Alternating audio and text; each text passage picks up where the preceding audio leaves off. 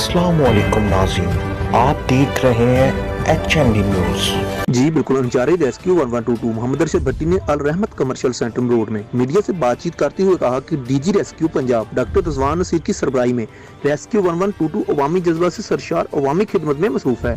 सहूलियत के फकदान के बावजूद मरीजों को एक अस्पताल से दूसरे अस्पताल मुंतकिल करने और रोड एक्सीडेंट में जख्मी अफराद को फौरी तौर पर अस्पताल पहुंचाने, आग बुझाने और लाइफ जैकेट पहनकर डूबे हुए लोगों को निकालने में मसरूफ अमल है। अमले की तादाद कम होने के बावजूद बर वक्त एक्सीडेंट की जगह पहुंचकर जख्मी अफराद को फर्स्ट एड देकर फौरी तौर पर अस्पताल पहुंचाने की कोशिश कर रहे हैं। रेस्क्यू 1122 की तमाम गाड़ियां ऑनलाइन है। कई दफा गाड़ी एक्सीडेंट की किसी और जगह मौजूद होती है और दूसरे एक्सीडेंट की इत्तला मिल जाती है, जिससे दूसरी जगह पहुंचने में कुछ देर लग जाती है।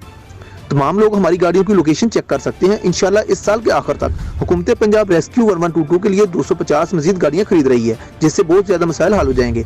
उन्होंने मजीद कहा कि तहसील फरोख्ताबाद में 1122 अभी तक ऑपरेशनल नहीं हुई, जिसकी वजह से काफी मसाइल दरपेश हैं। मौजूदीन इलाका ने डीजी रेस्क्यू 1122 पंजाब से मुतालबा किया है कि 1122 फरोख्ताबाद को ऑपरेशनल किया जाए और मरोड के लिए अलहदा एम्बुलेंस का इंतजाम किया जाए, क्योंकि मरोड फरोख्ताबाद से तकरीबन 50 किलोमीटर के फासले पर है और एक्सीडेंट की सूरत में फौरी तौर पर पहुंचना नामुमकिन है।